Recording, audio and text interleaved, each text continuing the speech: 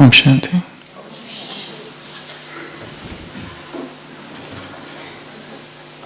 किसी एक गांव में जहां के लोग बहुत बहुत भोले थे, एक महात्मा का आगमन हुआ। वो लोग ऐसे भोले थे जो आकर जो कहता वो मान लेते।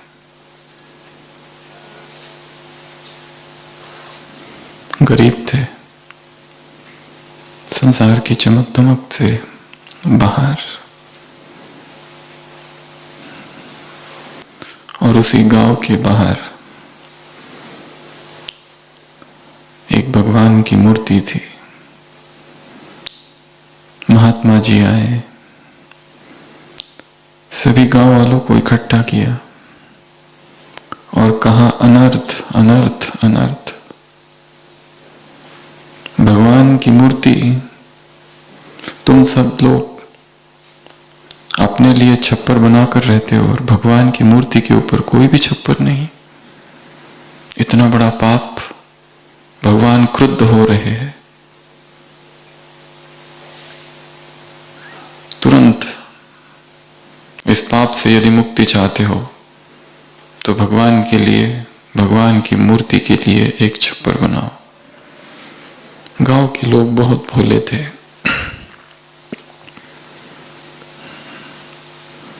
तुरंत श्रम किया, धन इकट्ठा किया और भगवान की मूर्ति के लिए एक छप्पर बनाया। महात्मा जी ने छप्पर देखा और निकल पड़े, क्योंकि कई गांव उनके अभी बचे हुए थे। क्योंकि उनका तो काम ही था कि जिन जिन भगवान की मूर्तियों को छप्पर नहीं है उन्हें छप्पर दिलाना। और वो महात्मा चले गए। कुछ दिनों के बाद एक दूसरे महात्मा आए उसी गांव में। उस महात्मा ने भी सभी गांव वालों को इकट्ठा किया और कहा, अनर्थ अनर्थ अनर्थ। इतना बड़ा पाप, क्या तुम भगवान को इतना कमजोर समझते हो कि उसके लिए छप्पर की व्यवस्था कर ली? वो सब सर्व का रक्षक है। गांव वाले भयभीत हो गए।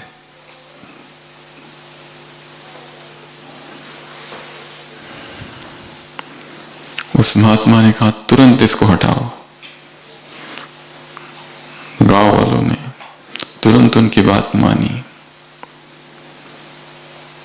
महात्मा जी ने कहा, नहीं तो भगवान को क्रोध आ जाएगा, सारा गांव जलकर भस्म हो जाएगा। गांव वालों को लगा पता नहीं महात्मा जी शाप ना दे दे, इसके लिए तुरंत छप्पर को हटा दिया। महात्मा जी वहां से चले गए, क्योंकि उनका तो काम ही ये था कि जहां जहां भगवान के घरों में छप्पर है उसको वहां से हटाना। कुछ दिनों के बाद एक तीसरे महात्मा उस गांव में आए। लोग इतने डरे थे कि लोग अब उस मूर्ति की ओर गए ही नहीं। वहां आने जाने का रास्ता ही बंद हो गया। पता नहीं और कौन सा बखेड़ा खड़ा हो जाए, पता नहीं नए महात्मा और क्या कह दे, पता नहीं कौन सा शाप न दे दे कहीं। और इस तरह लोगों ने उस मूर्ति के पास जाना ही तब से बंद कर दिया। ऐसा ही कुछ ब्रह्मचर्य के साथ हुआ है। ऐसा ही कुछ पवित्रता के साथ हुआ है। द्वापर से असंख्य आत्माएं आई, असंख्य धर्म जाति पंथ आए और सभी ने ब्रह्मचर्य की बड़ी महिमा की, पवित्रता की महिमा की, और लोगों ने तुरंत स्वीकार किया। परंतु जिन्होंने स्वीकार किया वो शायद पूर्ण रीति से उसे समझ ना पाए, आधे अधूरे समझे, या फिर विकारों के इतने वश थे कि पालन भी किया तो वो पालन करना कहीं ना कहीं गलती हो गई उसमें, और कुछ लोग विक्षिप्त हो गए, पागल हो गए। विज्ञान आया, विज्ञान के सिद्धांत आए, धार्मिक व्यक्ति के पास श्रद्धा के अतिरिक्त और कुछ नहीं था, मनोवैज्ञानिक कारण नहीं थे जो ब्रह्मचर्य का वर्चस्व स्थापित कर सके, और विज्ञान के सामने धर्म हारा, और जो तर्कवादी थे उन्होंने विज्ञान की शरण ली और वो ब्रह्मचर्य के विरुद्ध में खड़े हो गए। विदेश में बहुत सारे मनोवैज्ञानिक आए, Sigmund Freud, father of psycho analysis, जिसने ये कहा कि जितने भी विक्षिप्तता मनुष्य के मन में है, या फिर संसार में जितने लोग विक्षिप्त हुए, उनका मूल कारण काम का दमन है। और जब तक इस काम का दमन होता रहेगा तब तक मनुष्य जाति का उत्कर्ष नहीं हो सकता। और इस सिद्धांत को तुरंत सारे विश्व ने मान लिया और काम को छूट मिल गई 100-150 वर्ष में। इसलिए जितना प्रकोप काम का पिछले 150-200 वर्ष में हुआ है, उतना इसके पहले कभी नहीं हुआ था। अश्लीलता जिस गति से फैली है, ऐसी पहले कभी नहीं फैली थी। तो किसी महात्मा ने आके कहा इसका पालन करो, और फिर कुछ दूसरे महात्माएं आए और उन्होंने कहा ना, बिल्कुल मत करना, नरक में जाओगे, विक्षिप्त हो जाएगा जीवन, पागल हो जाओगे। और फिर जब तीसरा महात्मा आया तो लोगों ने सोचना ही बंद कर दिया, जो चल रहा है बस उसी को चलने दो, खाओ पियो और मौज करो। जैसे उस गांव के लोगों ने मूर्ति के पास जाना ही बंद कर दिया, उसी तरह आधुनिक मनुष्य ने भी इस पर सोचना ही बंद कर दिया। जो चल रहा है चलने दो, सुख है दुख है, जीवन यही है। और इसी में वो रम गया और मनुष्य का पतन होता ही रहा। अभी अभी मुरली चली शांतिवन में, अव्यक्त बाप दादा की 30 नवंबर को, 30 नवंबर की मुरली थी वो, 2008 की 30 नवंबर। 26 नवंबर को क्या हुआ था 2008 मुंबई वाले? बारिश। क्या हुआ था? मुरली चली है 30 नवंबर 2008 मुंबई। क्या हुआ था मुंबई में? Bomb blast. 26 तारीख, 27 तारीख, 28 तारीख, 29 तारीख, 4 दिन ये बम ब्लास्ट चले थे। ताज होटल,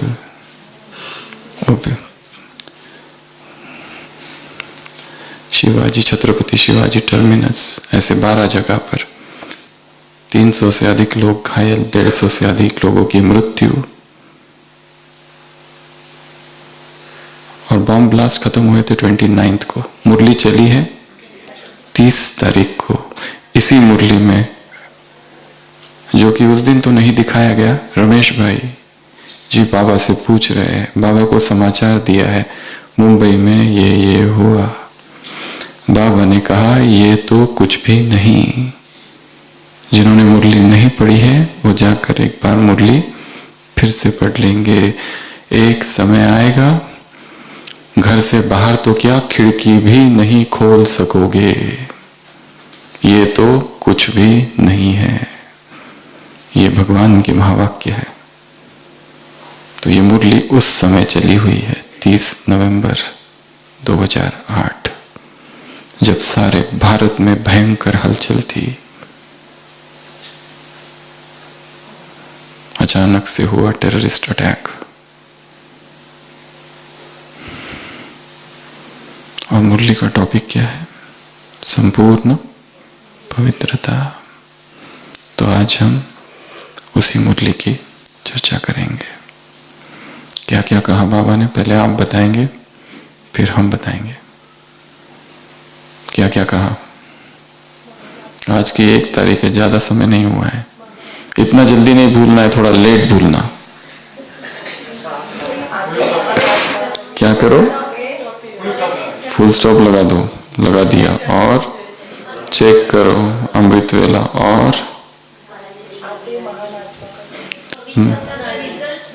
पवित्रता का रिजल्ट सुना, और कर्म श्रीमत प्रमाण रहे या नहीं रहे इसकी चेकिंग करो अमृत वेले से रात तक। और क्या क्या? पर चिंतन, पर दर्शन, पर मत, और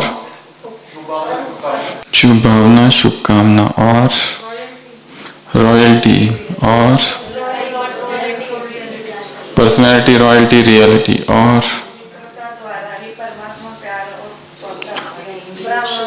फाउंडेशन है परमात्मा प्यार और परमात्मा प्राप्तियां। और क्या था? दृढ़ संकल्प, पवित्रता अर्थात दृढ़ संकल्प, और शुभ भावना, शुभकामना, और दृष्टि आत्मिक, भाई भाई, और इधर से पवित्रता ही नियरेस्ट और डियरेस्ट। और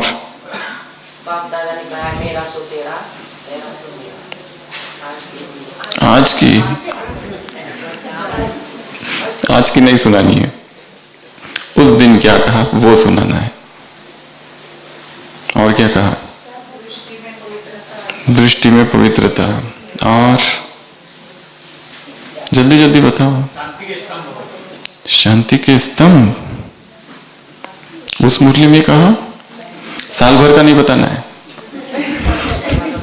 उस मुरली का बताना है। और भगवान ने सारे सेंटर का चक्कर लगाया। और कितना टाइम लगता है चक्कर लगाने को बाबा को? 1 सेकेंड। और हमको कितना टाइम लगता है?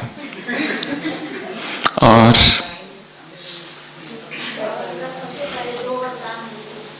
दो वरदान मिलते हैं, कौन से? पवित्र भव, योगी भव, और फुल स्टॉप योगी भव, नया टाइटल है ना। और कॉमा नहीं लगाना है, क्या लगाना है फिर? Full stop. और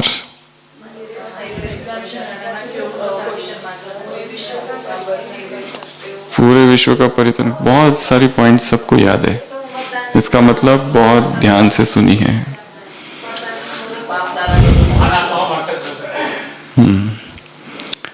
तो हम इसी मुरली को आज फिर से रिवाइज करेंगे। तो इस मुरली में कल लास्ट संडे जो मुरली चली थी वो भी किस पर थी? पवित्रता पर। क्या क्या था उसमें आप बताओ। यहां पर ही हमने रिवाइज कराई थी। सबसे पहला, पवित्रता कैसी हो? विधि पूर्वक। दूसरा, पवित्रता कैसी हो? नियमित। तीसरा, स्वाभाविक, स्वतः, सहज, सदा, अखंड, मन, वचन, कर्म, स्वप्न, वृत्ति, दृष्टि, वाइब्रेशन। उसके बाद में यथार्थ, उसके बाद में चेहरे और चलन से प्रत्यक्ष हो। और 12वां लास्ट, पवित्रता तुम्हारी श्रृंगारी मूर्त दिखाई दे सबको, चेहरे से, हाथों से, पैरों से, सबसे। तो ऐसी 12 बातें थी। और आज हम पवित्रता की इसी मुरली से 16 बातें निकालेंगे। सबसे पहला, पवित्रता ही महानता है। संसार जिसको असंभव समझता है, संसार जिसको कठिन समझता है, वो पवित्रता तुमने अपनाई है। इसलिए इस संसार के सबसे महान आत्मा तुम हो। तुम जैसा संसार में कोई नहीं। लास्ट संडे की मुरली, तुम इस संसार में नई रोशनी हो। कौन हो? जहान के नूर हो। कौन हो? अनादि। कौन हो? अमूल्य रतन हो। याद आई? कितने समान है। Brahma Kumaris are angels on earth. तो सबसे पहली बात पवित्रता की, कि पवित्रता क्या है? महानता है। अगर महान बनना है तो पवित्रता को धारण करो। दूसरा, पवित्रता व्रत है। जैसे भक्ति में व्रत करते हो, तुमने भी व्रत किया है। कौन सा व्रत किया है? कैसे किया है? दृढ़ संकल्प से व्रत किया है, वृत्ति से परिवर्तन का व्रत किया है। तो व्रत शक्ति भर देता है, प्रतिज्ञा शक्ति भर देती है।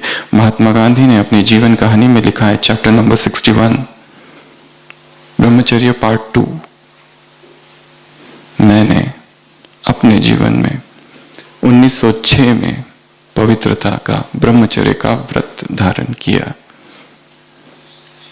अनुभव लिखा है, क्या क्या हुआ, कैसे कैसे हुआ। उन्होंने लिखा है, तब मुझ में इतना बल नहीं था, इतना सामर्थ्य नहीं था, पता नहीं था कर पाऊंगा कि या नहीं कर पाऊंगा। पत्नी से पूछा, उसने सहमति दी, परंतु प्रश्न उसका नहीं था, प्रश्न मेरा ही था।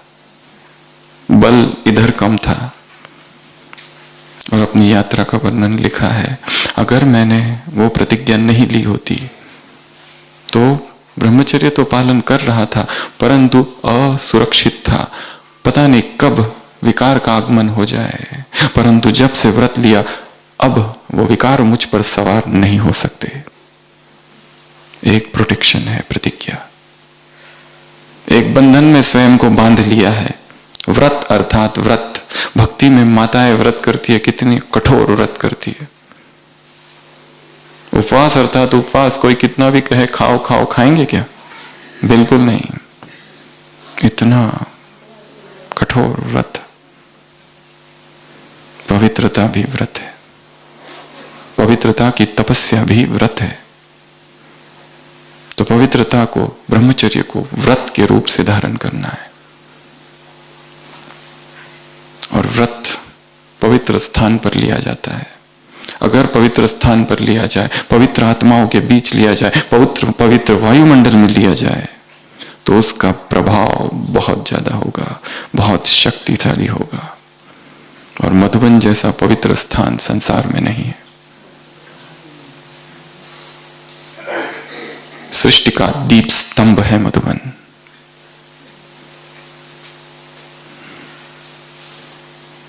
नव संस्कृति का आधार है मधुबन। तो यहां बैठकर व्रत लेना भाग्य है, और उसमें बल भी बढ़ जाएगा। तो पवित्रता महानता है। पहला, क्यों महान है, इस पर चिंतन करना है। कल का दिन है, अंदर ही अंदर बैठकर चिंतन करना है कि पवित्रता ही क्यों महान है। दूसरा व्रत है। तीसरा फाउंडेशन। पवित्रता क्या है? नींव है। बिना पवित्रता के ब्राह्मण जीवन नहीं, योगी जीवन नहीं।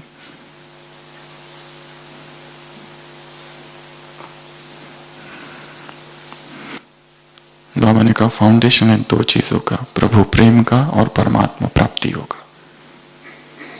प्रभु प्रेम उत्पन्न नहीं हो रहा है तो जरूर अंतस में इम्प्यूरिटीज है। मन खींचा नहीं जाता है, मन अपने आप परमधाम की ओर नहीं जाता। सुबह की मुरली वरदान, ये संसार कैसा अनुभव हो? असार। और दूसरा शब्द तुच्छ। क्यों संसार खींचता है? चार चीजों से न्यारापन, कल सुबह की अव्यक्त वाणी, देहभान से,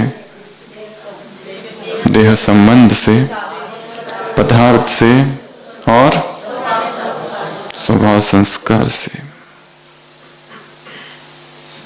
प्रकृति के साधन है, अल्पकाल के साधन है, खींच ना सके।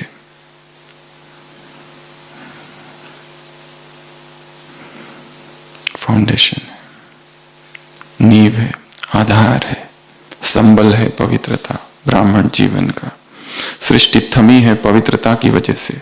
बाबा तो भक्तों को भी याद करते, सन्यासियों को भी याद करते, और किसी एक मुरली में तो बाबा ने कहा केवल इस शंकराचार्य की वजह से, जो आदि शंकराचार्य था, छोटा सा बालक, उसने इस धरा पर पवित्रता को थमा के रखा। नहीं तो क्या से क्या हो गया होता संसार का हाल। तो किसी एक आत्मा की पवित्रता भी कितनी पावरफुल है। तो आधार है, नींव है, फाउंडेशन है। फाउंडेशन यदि कमजोर है, फाउंडेशन यदि हिल रहा है, तो बाकी जो कुछ कर रहे हैं उसका क्या अर्थ। कितनी सेवाएं कर रहे हैं परंतु फाउंडेशन हिल रहा है। अंदर में देह है, देह है, देह का आकर्षण है, देह के भोग है, देह की इच्छा है, देह की तृष्णा है, देह की भाषा, देह का स्थान, देह के धर्म, देह का अभिमान, देह का अहंकार, देह का घमंड। शरीर शरीर शरीर से भरा है मन। तो कितनी भी सेवाएं करो उसका कुछ भी मूल्य नहीं, क्योंकि फाउंडेशन ही कमजोर है। तो तीसरी बात पवित्रता क्या है? फाउंडेशन। चौथा, पवित्रता का फल और बल। पवित्रता का फल क्या है? अति इंद्रिय सुख। अगर अमृत वेले अतीन्द्रिय सुख का अनुभव नहीं हो रहा है तो जरूर पवित्रता में कहीं ना कहीं कमी है, जरूर ब्रह्मचर्य कहीं ना कहीं खंडित हो रहा है। आधार है पवित्रता। केवल अविवाहित रहना पवित्रता नहीं है, अविवाहित रहना ब्रह्मचर्य नहीं है। ब्रह्मचर्य की बहुत बड़ी परिभाषा है, ब्रह्मचर्य की इतनी बड़ी परिभाषा है। ब्रह्मचर्य के आगे तो है पहला काम जीत, फिर ब्रह्मचर्य, उसके आगे पवित्रता, उसके आगे ब्रह्माचर्य, पावनता, एक के बाद एक आगे। ब्रह्मचर्य यात्रा है की शुरुआत है, ब्रह्माचर्य गंतव्य।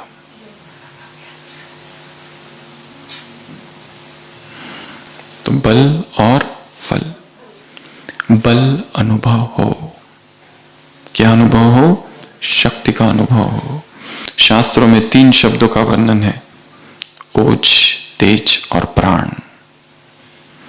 जो ब्रह्मचर्य होता है, जो ऊर्ध्वरेता योगी है, उसकी शक्तियां बहती नहीं है, ऊपर उठती है, ऊर्जावान होता है। वो दिखने में सुंदर होगा जरूरी नहीं है, परंतु आत्मा सुंदर होती है। वाणी में एक अद्भुत तेज होगा, प्रभाव होगा। वो किसी शास्त्र के वजह से नहीं, किसी ज्ञान की वजह से नहीं, उस आवाज के पीछे ब्रह्मचर्य बोल रहा है। तो बल और फल, वो फल भी अभी अभी मिल जाएगा, इसी जीवन में, इसी क्षण में वो फल का अनुभव होगा। और बाबा ने इसी मुरली में कहा चेकिंग करो, कहां कमजोरी है, कहां पर कमजोरी है। तो चौथा बल और फल। पांचवा पवित्रता, अर्थात जिसमें सारी शक्तियां हो, अर्थात मास्टर सर्वशक्तिवान। इसमें बाबा ने हाथ उठाया, सदा है, सदा शक्तियां समय पर कार्य करती है। किस में कमजोरी है? मन में, वचन में, कर्म में या संकल्प, स्वप्न में? कहां पर कमजोरी आ रही है?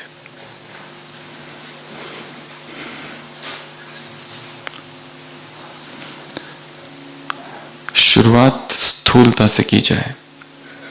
जहां हम रहते हैं पहले उस स्थान को पवित्र कर दिया जाए। जो दीवारें हैं वहां पर तस्वीरों को पवित्र कर दिया जाए। जो भोजन है उस भोजन को पवित्र कर दिया जाए। लोग कहते हैं हम सात्विक खाते, परंतु सात्विक आहार भी यदि अधिक मात्रा में लिया जाए तो वो तमोगुनी बन जाता है। भोजन की शुरुआत में जो लाइटनेस पेट में है वही लाइटनेस भोजन के अंत में भी हो। अगर नहीं है तो सात्विक आहार रजोगुनी आहार में परिवर्तित हो चुका है, ऐसा लिखा है। तो कोई एक चीज नहीं है। क्या हम पढ़ रहे हैं? साहित्य शुचिता। विकार कहीं ना कहीं से किसी ना किसी खिड़की से अंदर प्रवेश कर रहा है। क्या हम देख रहे हैं? क्या हम पढ़ रहे हैं? क्या हम सुन रहे हैं? कौन से गीतों में रुचि है? कौन से साहित्य में रुचि है? किस भोजन में रुचि है? बहुत सी बातें हैं। तो बल और फल, बल जमा करना है प्यूरिटी का अपने अंदर। हर दिन अनुभव हो, कल जो प्यूरिटी थी आज वो बढ़ गई है। पांचवा, पवित्रता वरदान है। क्या है? वरदान। और जिसने पवित्रता का वरदान अपने जीवन में धारण किया है उसे 3 वरदान और मिल जाते हैं। कौन से? स्वयं स्वयं का आशीर्वाद, स्वयं स्वयं का वरदान, स्वयं स्वयं की दुआ। दूसरा भगवान की दुआ। तीसरा इस परिवार की दुआ। जो अखंड ब्रह्मचर्य व्रत का पालन करता है, कभी भी किसी भी परिस्थिति में, किसी भी समय में और किसी भी स्थान में ब्रह्मचर्य खंडित ना हो, इसे कहा जाता है संपूर्ण ब्रह्मचर्य। किसी भी स्थान में, किसी भी समय और किसी भी परिस्थिति में वो खंडित ना हो। प्लेस, टाइम, सिचुएशंस अखंड रहे। सच इंटीग्रेटेड ब्रह्मचर्य, उसे ब्रह्मचारी कहा जाएगा, उसे संपूर्ण पवित्रता कहा जाएगी। तो वरदान है। जो इसका पालन कर रहा है, कर लेता है, अपने आप उसे एक अंदर से संतुष्टि रहती है। जहां मन लगाना चाहो मन लगा सकता है। The purer the mind the easier it is to control. जितना मन शुद्ध होने लगता है उतना वो एकाग्र होने लगता है। और जो मन एकाग्र है वो कहीं पर भी लग सकता है और कहीं पर भी किसी भी ज्ञान को किसी भी समय धारण कर सकता है। चाहे वो नई भाषा हो, नया ज्ञान हो, नई तकनीक हो, कोई स्किल हो, कोई हुनर हो, कुछ भी हो, ज्ञान की समझ हो, मुरली की अंडरस्टैंडिंग हो, मेमोराइजेशन पावर हो, स्मरण शक्ति हो, कुछ भी। जितनी चेतना पवित्र होती जाएगी मेमोराइजेशन पावर बढ़ती जाएगी, स्मरण शक्ति बढ़ती जाएगी, ग्रास्पिंग पावर बढ़ती जाएगी। क्योंकि ऊर्जा कहीं और जा ही नहीं रही है, एकाग्र है। निर्धूम शिखा, धूल रहित, मिट्टी धूल वहां नहीं सकती, ऐसा दर्पण।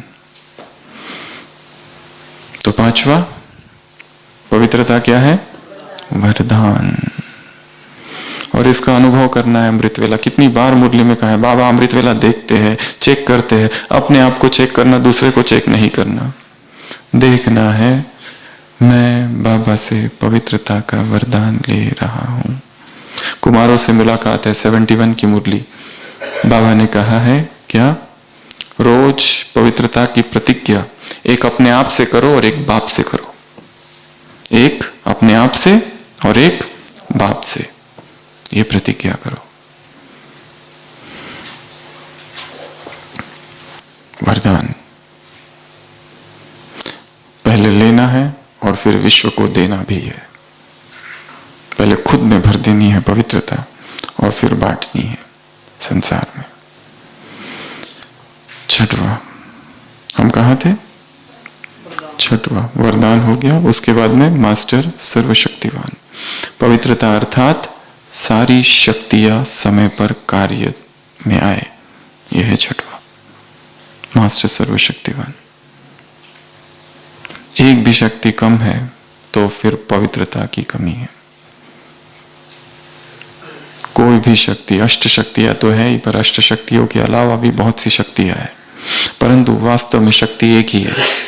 जैसे इलेक्ट्रिक करंट एक ही है, परंतु जब लाइट में जाता है तो प्रकाश, फैन में घुसता है तो हवा, पर है तो एक ही शक्ति। वही शक्ति परिस्थितियों अनुसार कभी सहन शक्ति, कभी सामना करने की शक्ति, अलग अलग शक्तियों में वो रूपांतरित होगी। हमें फिर वहां सोचने की जरूरत नहीं होगी, अपने आप कार्य होगा, क्योंकि शक्ति एक ही है, ईश्वरीय शक्ति। तो मास्टर सर्वशक्तिवान। नेक्स्ट सातवां, पवित्रता की परसेंटेज। प्रश्न पूछा है बाबा ने, अपनी परसेंटेज चेक करो, अमृत वेले चेक करो कैसी है, कितनी है। हर दिन ये परसेंटेज बढ़ती जाए। अगर कल 2 बार गलतियां हुई है तो आज कम, परसों नष्ट, कम कम होते होते नष्ट करनी है। प्यूरिटी की गलतियां, मेंटल सिंस, थॉट सिंस, इसको कहते हैं संकल्प के तल पर किए हुए विकर्म, थॉट सिंस, वो भी कम कम होते जाए और नष्ट हो जाए।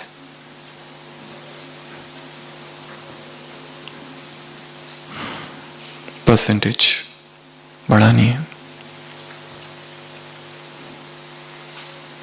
चेक करते रहना है। बाबा ने कल सुबह की मुरली में कहा था, अगर केवल चेक करेंगे तो क्या होगा? दिल शिकस्त हो जाएंगे, दुखी हो जाएंगे, मुझ में ये भी है, मुझ में वो भी कमी है। इसके लिए साथ साथ क्या करना है? चेंज। कल सुबह की अव्यक्त वाणी 4 काम दिए थे, सुबह उसकी चर्चा की थी। पहला लोटस, पहला क्या करना है?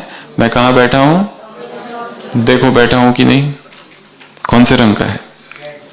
रेड, देखा? ऐसा उत्तर चाहिए। किसी का पिंक, किसी का रेड, किसी का व्हाइट।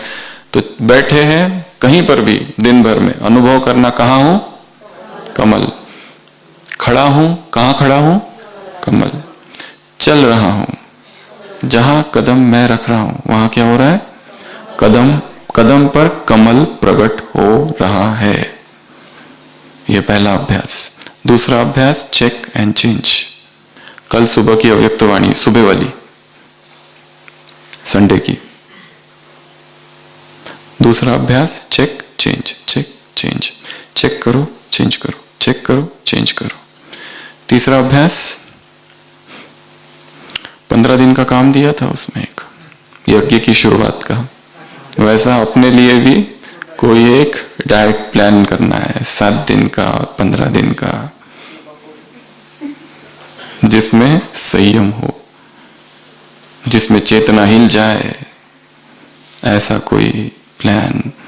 विज्ञान में शब्द है एक्सपेरिमेंट, अध्यात्म में शब्द है एक्सपीरियंस। एक्सपेरिमेंट बाहर होता है, एक्सपीरियंस अंदर होता है, पर वो एक्सपेरिमेंट जो अंदर होता है वो आध्यात्मिक एक्सपीरियंस है, उसे कहा जाता है एक्सपेरिमेंटल एक्सपीरियंस। वो करना है। जैसे यज्ञ के शुरुआत में ऐसा नहीं कि अनाज था नहीं, पर कम से कम 1 दिन तो कर सकते हैं हफ्ते में, कोई ना कोई प्रयोग आहार संबंधी। यह तीसरा काम था सुबह की मुरली में। चौथा, मधुबन की यात्रा। जो मधुबन निवासी है उनसे मुलाकात। जब भी संसार में समस्या आ जाए क्या करो? और क्या करो? यहाँ आके यहाँ आ जाओ, मधुबन को याद करो, 4 धाम की यात्रा करो, समस्या समाप्त हो जाएगी। ये 4 काम सुबह वाली मुरली में थे। अब वापस आ जाओ शांतिवन वाली मुरली में। थे हम? 7वां परसेंटेज, 8वां विश्व परिवर्तक। बाप दादा बच्चों से प्रश्न पूछना चाहते, पूछे पूछे पूछे, पूछ ही लो बाबा। 3 बार पूछा, पूछे पूछे पूछे। जब कहते हो कि क्या कहते हो, विश्व परिवर्तक हो, प्रकृति के तत्वों को परिवर्तन कर सकते हो, तो क्या आत्माओं को, परिवार की आत्माओं को परिवर्तन नहीं कर सकते? विश्व परिवर्तक, उपकारी, अपकारी पर भी उपकार करने वाली आत्माएं हो।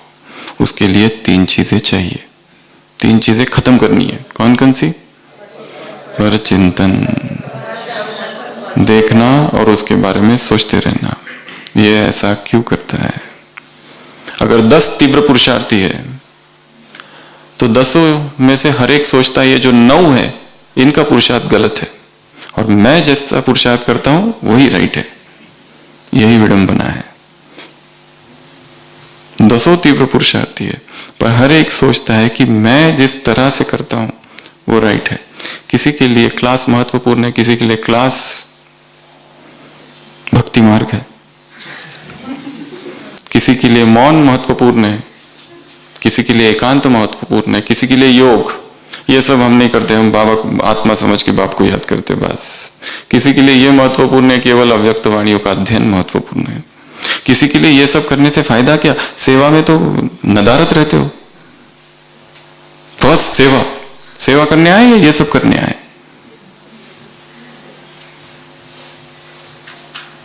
हर एक की परिभाषा अलग अलग है, और हर एक के पास मुरलियों का आधार है। हर एक अपनी तलवार लेकर खड़ा है। अगर किसी ने कुछ विरोध किया तो मुरली की डेट तैयार है कि ये बाबा ने ही कहा है, तुम मनमत पर हो, हम श्रीमत पर है।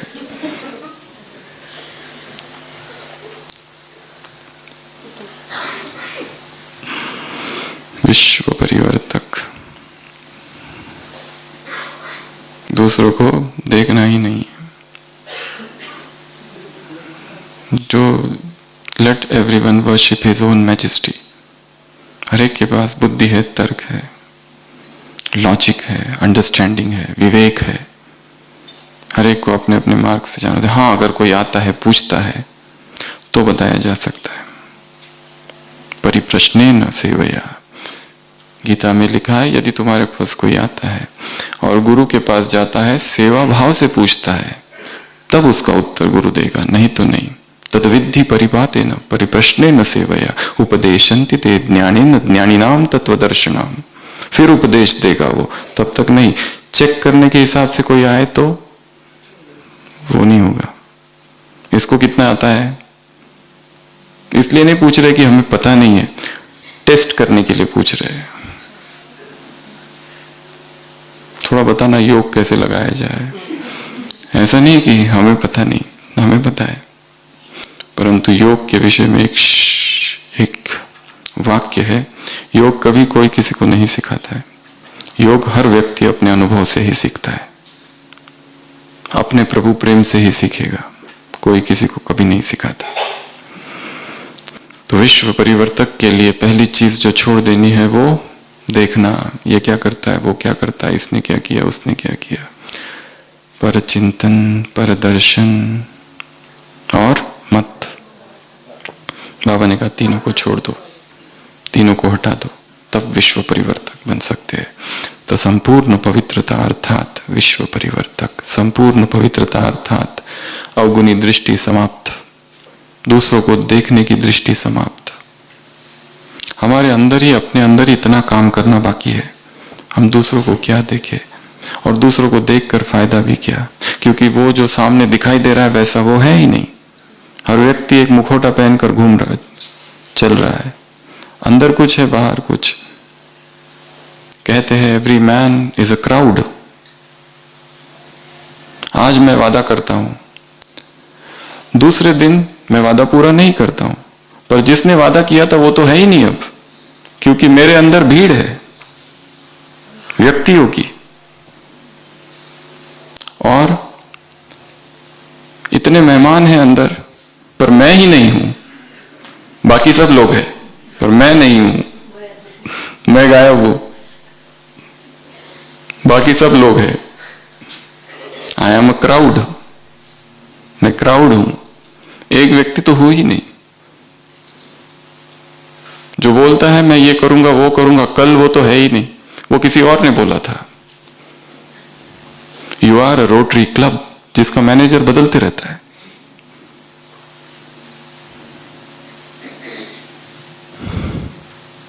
भीड़ को कम करना है। कहां से? यहां से। बहुत मेहमान आ गए और हम ही गायब है। पवित्रता अर्थात 8वां, विश्व परिवर्तक 9वां, पवित्रता अर्थात फुल स्टॉप। एक किताब है, उसमें सबसे ज्यादा कौन सा पंक्चुएशन मार्क यूज किया जाता है? एक पेज ले लो, सबसे ज्यादा कौन सा चिन्ह है? और हमारे जीवन में सबसे ज्यादा कौन सा चिन्ह है? सबसे कम वही है। एक किताब के एक पेज में सबसे ज्यादा कौन सा यूज किया जाता है? Full stop. और हमारे जीवन में सबसे ज्यादा हम कौन सा यूज करते हैं? कॉमा, अर्धविराम, पूर्ण विराम तो बहुत कम है। ऐसा क्यों? Full dot, full stop, full point, अलग अलग नाम है फुल स्टॉप के। तो बाबा ने क्या कहा? 1 सेकंड में फुल स्टॉप लगाओ। और कितने दिन का काम दिया था? ये 7 दिन करके देखो। ये मुरली है नवंबर की। बाबा ने कहा 18 जनवरी को रिजल्ट देखेंगे और कहा था 1 हफ्ता पहले करो। तो इस मुरली से इस होमवर्क को उठाना है। जब भी मन में प्रश्न आए, ऐसा क्यों किया, उसने ऐसा क्यों किया, ये ऐसा क्यों करता है, तो मन में जोर से बोलना है। क्या बोलेंगे? Full stop, statue, full stop बोलना है। अंदर बाहर बोलने की आवश्यकता नहीं, अंदर ही अंदर बोलना है फुल स्टॉप। या तो पेन लेना है और ऐसे से करना है फुल स्टॉप। एक्शन करके करना है। स्थूल में एक्शन हो, स्थूल में क्रिया हो। हर बार संकल्पों का तूफान चल रहा है। इसने ऐसा क्यों किया, उसने वैसा क्यों किया, हमारे साथ ये ऐसा क्यों होता है। बाकी सब तो बहुत खुश दिखते हैं, पता नहीं मेरा ही क्या हिसाब है। 10 लोग गाड़ी में जा रहे थे, हम एक्सीडेंट हो गया, हमारा ही पैर टूटा, बाकी सब घूम रहे। Full stop, just stop. क्योंकि जो प्रश्न पूछ रहे हो उस एक एक प्रश्न के 100 उत्तर है और हर उत्तर के से और 10 नए प्रश्न खड़े होंगे। इसलिए इस का कोई अंत नहीं है, कुचक्र है वो। ऐसा क्यों, वैसा क्यों, ये क्यों, वो क्यों। बाबा ने कहा ना एक्सक्लेमेशन मार्क, अंतमति सुगति हो गई। इसके लिए फुल स्टॉप का अभ्यास करना है और छोटी छोटी चीजों में फुल स्टॉप का अभ्यास करना है। साधन है नहीं, फुल स्टॉप। पहले तो था, अब नहीं है, फुल स्टॉप। अभी एक कमरा मिला, फिर कहा अभी ये कमरा बदल के उस कमरे में चले जाओ, चले गए, फुल स्टॉप। फिर वहां से बोला अब ये बदल के तीसरे में चले जाओ, अब कॉमा। पहली बार तो लगा दिया था, दूसरी बार कॉमा। जाते तो है पर कॉमा लगा, पर चलो चले गए। अब तीसरे में गए, फिर कहा फिर से चेंज हो जाओ, नहीं मैं ही क्यों। अब आ गया क्वेश्चन मार्क। और फिर कहा अब यहां से नीचे चले जाओ, फिर तो तलवार।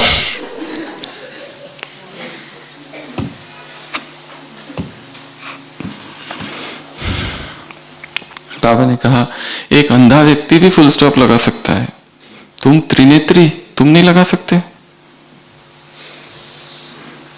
तो अंधे व्यक्ति की एक्शन करना है। पेन ले लेना, फुल स्टॉप, पेन ले लेना, फुल स्टॉप।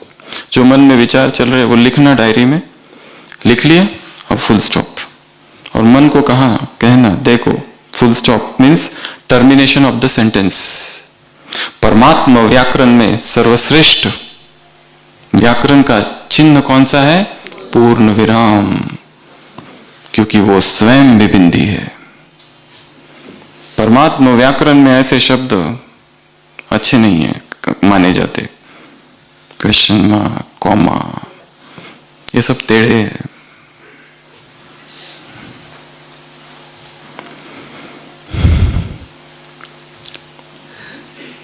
Full stop. अब तक जो कुछ जीवन में हुआ, जो हो रहा है, जिनके बारे में संकल्प चल रहे हैं, कोई बीमार हुआ, कोई मर गया, बहुत गलत घटनाएं जीवन में हुई, जो कुछ भी हुआ, मधुवन की इस पावन भूमि में बैठकर फुल स्टॉप, अब नया जीवन आरंभ। बिना मृत्यु के नवीन जीवन नहीं हो सकता। बिना मृत्यु के नवीन जीवन नहीं हो सकता। तो भट्टी में किस लिए आए हैं? मरो है जोगी, मरो है मरण है मीठा, मर जाओ, तब नवीन जीवन की शुरुआत होगी। Yog means death, yoga means death, to be born again, ताकि फिर से जन्म हो जाए। ये योग की परिभाषा है। सुनिए कभी ऐसी परिभाषा? योग अर्थात मृत्यु, जीवंत मृत्यु, लिविंग अलाइव, लिविंग डेथ, ताकि नवीन जीवन हो। ये था 9वां। 10वां प्यूरिटी अर्थात रियलिटी। 11वां प्यूरिटी अर्थात पर्सनैलिटी। 13वां प्यूरिटी अर्थात रॉयल्टी। रॉयल्टी में 3 बातें बताई। जब तुम परमधाम में हो, चमकता सितारा, रॉयल। जब तुम सतयुग में हो, रॉयल, ताज। जब तुम द्वापर में हो, ना कोई धर्मपिता, ना कोई अभिनेता, और कौन? नेता। तुम्हारे जो चित्र है बहुत रॉयल है। तो प्यूरिटी अर्थात रॉयल्टी। रॉयल्टी अर्थात जो रॉयल घराने के हैं। और रॉयल घराने वाले लोग कैसे होते हैं? कम बात करते हैं, उनमें चंचलता कम होती है, भागते नहीं है, धीरे धीरे चलते हैं। मम्मा चलती है तो बाबा कहते थे क्या होता है धरती को? धरती को भी बहुत सुख मिलता है, चंचलता नहीं, बहुत हिलना डुलना नहीं। तो हिलना डुलना समाप्त और सभी बैठ जाएंगे, फुल स्टॉप। एकाग्र, स्थिर, अचल, बिना कोई हलचल के। जीवन में जो कुछ भी हुआ, फुल स्टॉप, जोर से मन में कहना है। 13वां पवित्रता जन्म सिद्ध अधिकार है।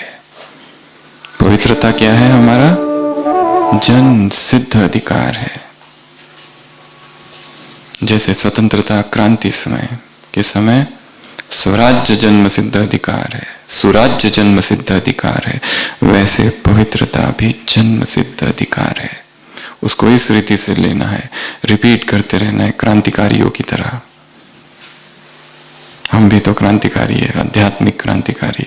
हम पर भी तो शासन है माया का, उखाड़ फेंकना है उसके शासन को, उसके अत्याचारों को। पदाक्रांत किया है मन की भूमि को माया ने,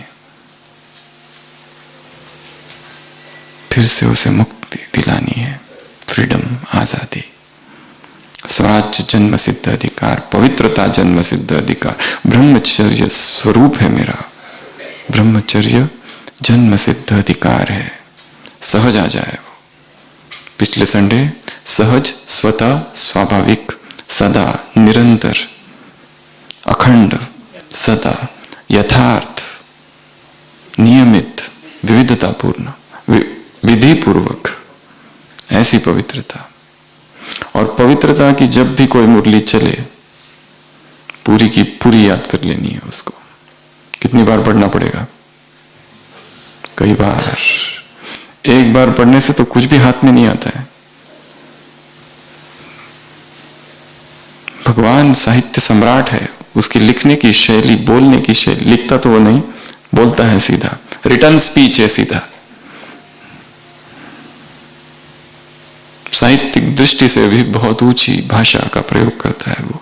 कभी कभी मुरलियों में एक ही लाइन चालू होती है ऊपर से नीचे तक, ना तो बीच में कॉमा है, ना कुछ है, ना कुछ है। कितनी बार पढ़ के टुकड़े टुकड़े करने के बाद समझ में आता है ऐसा वो कह रहा है। तो बार बार पढ़ते रहना। 13वां पवित्रता अर्थात क्या है? मेरा जन्म सिद्ध अधिकार है। 14वां व्यर्थ भी अपवित्रता है। बाबा ने कहा,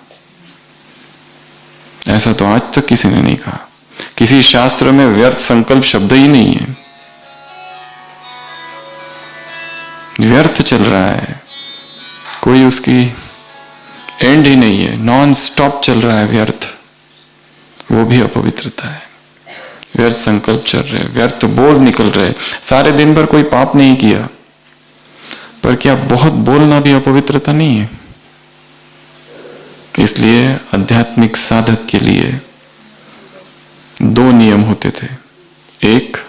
एक दिन संपूर्ण मौन और दूसरा 1 दिन संपूर्ण उपवास हफ्ते में।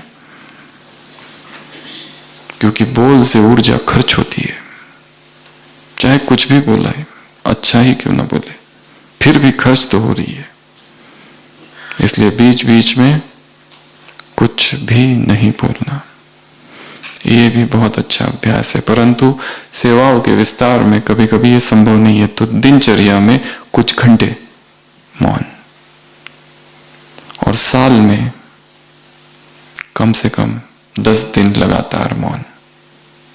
1 साल में 1 बार दिनचर्या में हर दिन कुछ घंटे, और साल में 1 मौन भट्टी 10 डेज की, मिनिमम 10 डेज, जिसमें no mobile, no internet, no access, बोलना ही नहीं है, जिसमें टोटल साइलेंस, एब्सोल्यूट साइलेंस।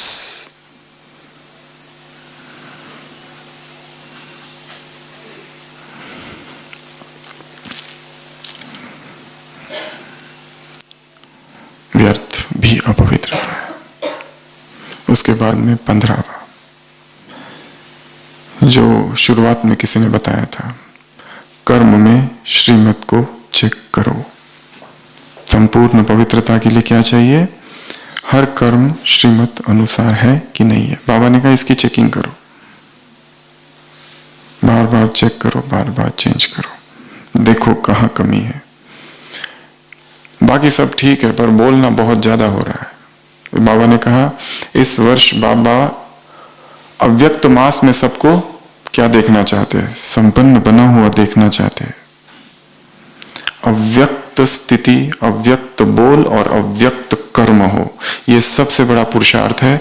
सेवाओं के समय अव्यक्त स्थिति रहना।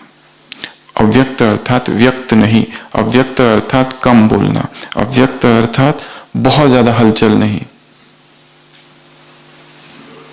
बहुत चंचलता नहीं, वो है अव्यक्त। हाथों की भी, पैरों की भी, हर चीज की चंचलता कम। जब अव्यक्त बाप दादा आते थे गुलजार दादी तन के तन में, हलचल कितनी कम है शरीर की, देखा? दूर से भगवान साक्षी होकर सारी सभा को देखता है। हमें क्या करना है? वहां बैठ के भगवान को साक्षी होकर देखना है कि वो कैसे बैठता है, या हिलते डुलता है बहुत, या कुछ कुछ करते रहता है। कौन हिलाता है हमें जब हम योग में बैठते हैं? तो अभी अभी संकल्प किया बिल्कुल हिलेंगे नहीं, और जैसे ही संकल्प किया योग में बैठे मच्छर काट रहा है, परंतु थोड़ी देर के बाद देखा तो मच्छर तो वहां है ही नहीं, फिर काट कौन रहा था? नहीं, अभी भी महसूस हो रहा है कि वो काट रहा है और वो वहीं बैठा है, पर हमने देखा नहीं है। और जैसे देखा वहां तो कुछ भी नहीं है। ये मन की बेचैनी है, योग से उठाती है, जो हमको खुजली हो रही है। अभी तक तो कभी थी नहीं, अचानक क्यों होने लगी? ये मन की बेचैनी है, वहां कुछ भी नहीं है, पैर पूरा डेड हो गया है, बैठे रहो, कुछ नहीं होगा। तपस्या है वो, आसन जयी बन जाना। 15वां श्रीमत, लास्ट 16वां, पवित्रता अर्थात जो कमजोर आत्मा है उसके लिए क्या करना है? उसको सहारा देना। पवित्रता अर्थात जो कमजोर है उसको आधार देना, शक्ति देना, सहयोग देना, गिरे हुए को गिराना नहीं। ये बहुत बड़ा पुरुषार्थ है। जो गिर गया है उसको गिराना नहीं है। जिसने बहुत गलतियां की और अब उसको उसकी गलती महसूस हो रही है, तो हम क्या करें? उस समय उसको याद दिला दे, देखा मैंने पहले ही बोला था तुमको।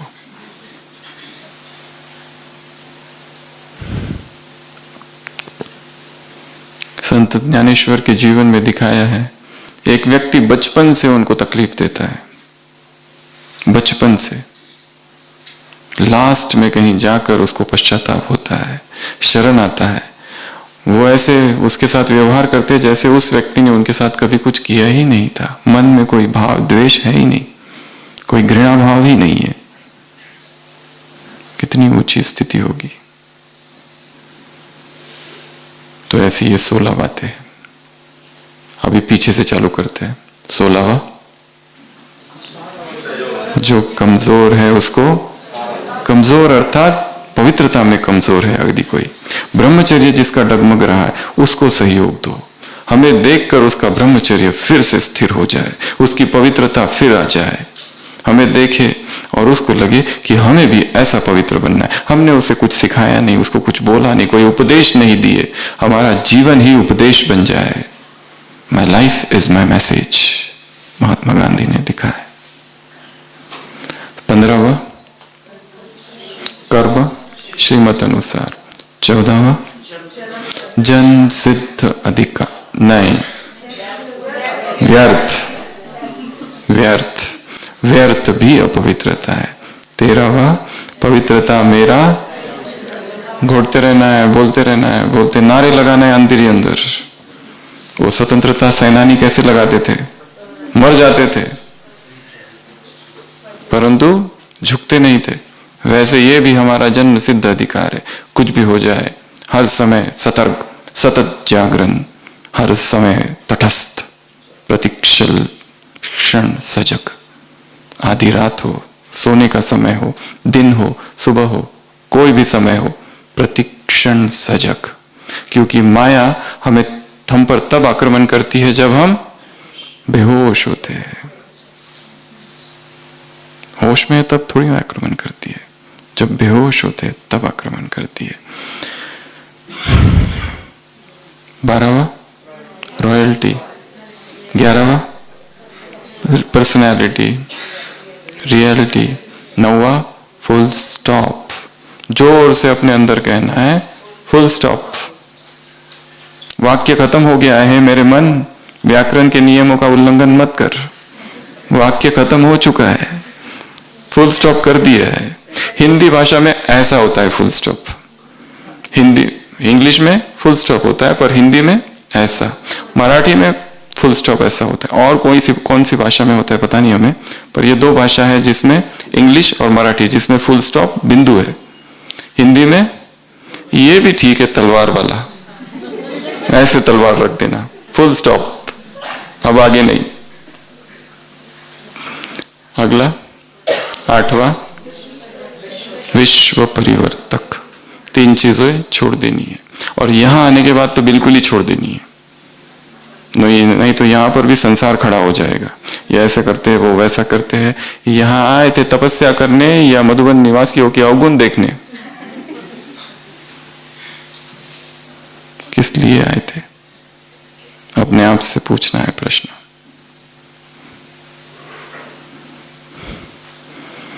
सातवां, परसेंटेज। 6वां, मास्टर सर्वशक्तिवान, सारी शक्तियां मुझ में है। मधुबन में आए हैं तो 3 दिन में इतनी शक्तियां भर जाओ कि बहुत समय काम आएंगी। 3 पादरी आते हैं रोम में शिक्षा ग्रहण करने क्रिश्चियन धर्म की। पहले से पूछा जाता है तुम कितने दिन के लिए आए हो? वो कहता है 3 मास के लिए। मुख्य कहते हैं कि हाँ तुम सीख लोगे। दूसरे से पूछते तुम कितने दिन के लिए आए हो, उसको वो कहता है 3 हफ्ते के लिए, वो कहते तुम इससे ज्यादा सीखोगे।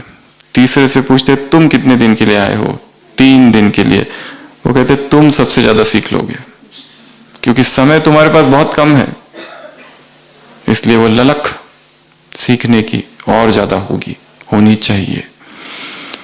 5वां वरदान, पवित्रता मुझे वरदान में मिला है, इसलिए सहज है, स्वाभाविक है, प्राकृतिक है, कुदरती है, नेचुरल है, मेरे लिए नेचुरल नेचर है वो। हाँ, मैं अगर अपवित्रता का कोई कर्म करता हूं तो बेचैनी होती है।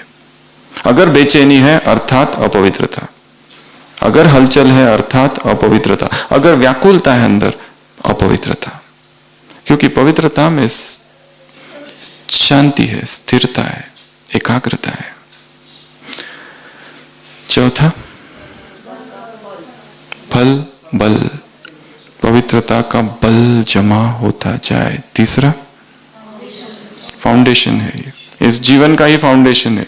जीवन में यदि कुछ हिल रहा है तो फाउंडेशन पर काम करना है।